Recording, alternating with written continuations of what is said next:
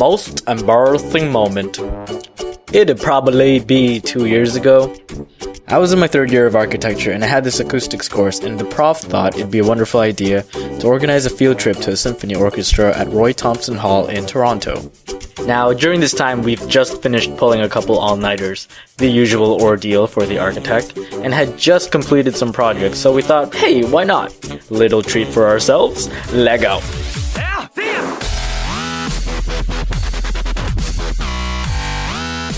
Despite my current obsession with EDM, I also have an everlasting respect for classical and orchestra music, along with its relevant genres. The first part of the trip consisted of a tour of the building. Great place, awesome architecture, and the second part consisted of watching the actual show that same night. We had some time in between, so my friends and I decided to go eat at a nearby restaurant, and immediately afterwards headed for the show. We all proceeded to seat ourselves, and because of unfortunate planning, my friends and I were scattered around. But I still sat with a few familiar faces, one being my professor and his wife 3 seats away.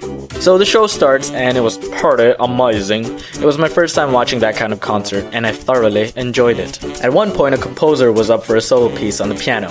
Now, if you know me, I'm a sucker for piano pieces, especially if it's comboed with the violin. So this dude starts playing, and guess what happens to me? The fettuccine alfredo I ate 30 minutes ago starts giving me itis, or how some of you call it, food coma.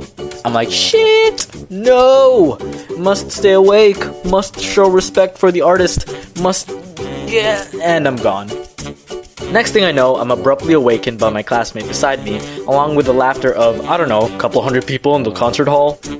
I knew exactly what happened. It's been a bad habit of mine ever since first year when the significant sleep deprivation began. I had the tendency to snore like a hibernating bear. And this was just the worst of it.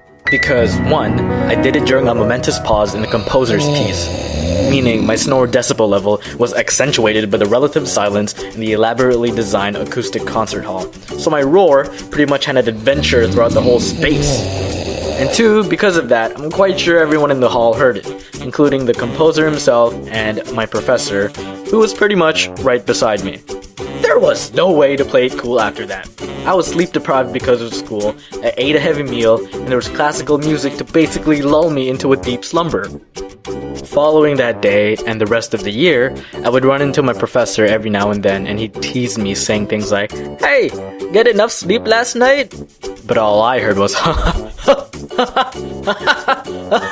I'm disappointed in you. Now you're probably like, Dom, you jackass, so disrespectful. I'm sorry.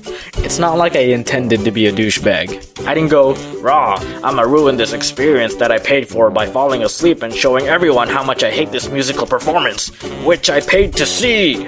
Nah, if anything, the composer can take it as a compliment, because his music was just so powerful that it struck me into the oblivion of my subconscious. No, you're still a douche.